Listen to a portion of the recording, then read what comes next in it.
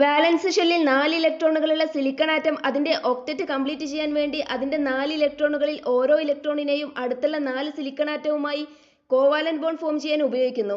ഈ രീതിയിലുള്ള bonding silicon ആറ്റത്തിന് ചുറ്റും ഒരു ടെട്രാഹെഡ്രൽ ഷേപ്പ് ക്രിയേറ്റ് ചെയ്യാൻ കാരണമാവുന്നു. ഇത്തരത്തിലുള്ള റിപ്പീറ്റിംഗ് ടെട്രാഹെഡ്രൽ സ്ട്രക്ചേഴ്സ് ഒരു പ്യൂർ സിലിക്കൺ ക്രിസ്റ്റൽ രൂപപ്പെടുത്തുന്നു. സെമി കണ്ടക്ടേഴ്സിനെ ഇൻട്രിൻസിക് സെമി കണ്ടക്ടർ എന്നും എക്സ്ട്രിൻസിക് സെമി കണ്ടക്ടർ എന്നും രണ്ടായി തരംതിരിക്കപ്പെട്ടിരിക്കുന്നു. ഒരു തരത്തിലുള്ള ആറ്റം കൊണ്ട് മാത്രമാണ് സെമി കണ്ടക്ടർ ഫോം ചെയ്തിട്ടുള്ളതെങ്കിൽ അതിനെ ഇൻട്രിൻസിക് സെമി കണ്ടക്ടർ എന്ന് വിളിക്കുന്നു. നമ്മൾ മുൻപ് പഠിച്ച സിലിക്കൺ ക്രിസ്റ്റൽ ഇതിന് ഒരു ഉദാഹരണമാണ്. എന്നാൽ ഇങ്ങനെയുള്ള പ്യൂർ ക്രിസ്റ്റൽ ലാറ്റൈസിലേക്ക് എക്സ്റ്റേണൽ ഇംപ്യൂരിറ്റീസിനെ ആഡ് ചെയ്യുന്നതിലൂടെയാണ് എക്സ്ട്രിൻസിക് സെമി കണ്ടക്ടർ ഫോം ചെയ്യുന്നത്. ഇങ്ങനെ ഇംപ്യൂരിറ്റീസിനെ ആഡ് ചെയ്യുന്ന ഈ പ്രോസസ്സിനെ ഡോപ്പിംഗ് എന്ന് വിളിക്കുന്നു. പ്യൂർ സെമി കണ്ടക്ടറിന്റെ കണ്ടക്ടിവിറ്റി മോഡിഫൈ ചെയ്യാൻ വേണ്ടിയാണ് ഇത്തരത്തിൽ ഡോപ്പിംഗ് നടത്തുന്നത്. ഇംപ്യൂരിറ്റിയുടെയോ അല്ലെങ്കിൽ ഡോപ്പന്റിന്റെയോ ടൈപ്പ് അനുസരിച്ച് എക്സ്ട്രിൻസിക് സെമി കണ്ടക്ടറിനെ പി ടൈപ്പ് എന്നും എൻ ടൈപ്പ് എന്നും രണ്ടായി തരംതിരിച്ചിരിക്കുന്നു.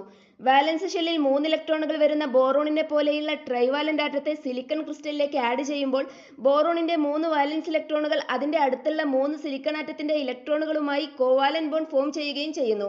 എന്നാൽ നാലാമത്തെ കോവാലന്റ് ബോണ്ട് പൂർത്തിയാക്കാൻ ഇവിടെ ഒരു ഇലക്ട്രോണിന്റെ കുറവുണ്ടാവുന്നു.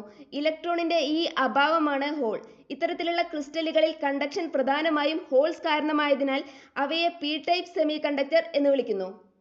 എന്നാൽ ഡോപ്പന്റ് ആയിട്ട് ഫോസ്ഫറസ് പോലെയുള്ള വാലൻസ് ഷെല്ലിൽ 5 ഇലക്ട്രോണുകൾ വരുന്ന ആറ്റത്തെയാണ് സെമി കണ്ടക്ടർ ക്രിസ്റ്റലിലേക്ക് ആഡ് ചെയ്യുന്നതെങ്കിൽ ഫോസ്ഫറസിന്റെ 4 വാലൻസ് ഇലക്ട്രോണുകൾ അതിന്റെ അടുത്തുള്ള 4 സിലിക്കൺ ആറ്റത്തിന്റെ ഇലക്ട്രോണുകളുമായി കോവാലന്റ് ബോണ്ട് ഫോം ചെയ്യുകയും എന്നാൽ 5ാമത്തെ ഇലക്ട്രോൺ ബോണ്ടിങ്ങിൽ ഏർപ്പെടാത്ത രീതിയിൽ കാണപ്പെടുകയും ചെയ്യുന്നു. ബോണ്ടിങ്ങിൽ പാർട്ടിസിപ്പേറ്റ് ചെയ്യാത്ത കാരണത്താൽ അവയ്ക്ക് സ്വതന്ത്രമായി ചലിക്കാൻ സാധിക്കുന്നു. നോർമൽ ഇൻട്രിൻസിക് സെമി കണ്ടക്ടറിനേക്കാളും ഇവിടെ എക്സസ് ഇലക്ട്രോണുകൾ കാണപ്പെടുന്നു.